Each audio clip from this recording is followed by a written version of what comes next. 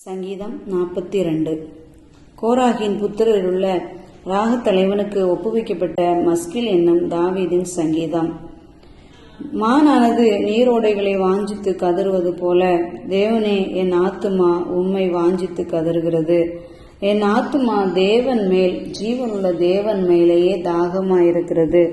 நான் எப்பொழுது தேவனுடைய சந்நிதியில் வந்து நிற்பேன்? உன் தேவன் எங்கே என்று அவர்கள் நாள்தோறும் என்னிடத்தில் சொல்லுகிறபடியால் இரவும் பகலும் என் கண்ணீரை எனக்கு உணவாயிற்று. முன்னே நான் பண்டிகையை ஆசரிக்கிற ஜனங்களோட கூட நடந்து கூட்டத்தில் களிப்பும் துதியுமான சத்தத்தோட தேவாலயத்திற்கு போய் வருவேனே. இவைகளை நான் நினைக்கும்போது என் உள்ளம் எனக்குள்ளே உருகுகிறது. என் ஆத்துமாவே, நீ ஏன் கலங்குகிறாய்? ஏன் எனக்குள் தியங்குகிறாய்? தேவனை நோக்கி காத்திரு.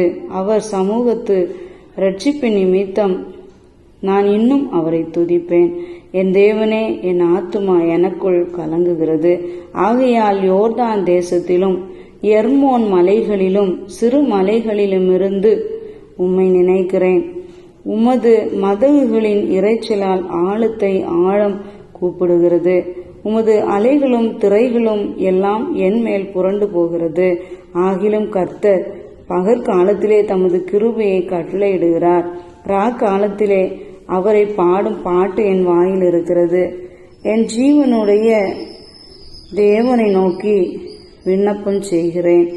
நான் என் கண்மலையாகிய தேவனை நோக்கி, ஏன் என்னை மறந்தீர்? சத்துருவினால் ஒடுக்கப்பட்டு நான் ஏன் துக்கத்துடனே திரிய வேண்டும் என்று சொல்லுகிறேன். உன் தேவன் எங்கே என்று என் சத்துருக்கள் நாள்தோறும் என்னோட சொல்லி என்னை நிந்திப்பது என் எலும்புகளை உருவ குத்துகிறது போல் இருக்கிறது. என் ஆத்துமாவே, நீ ஏன் கலங்குகிறாய்?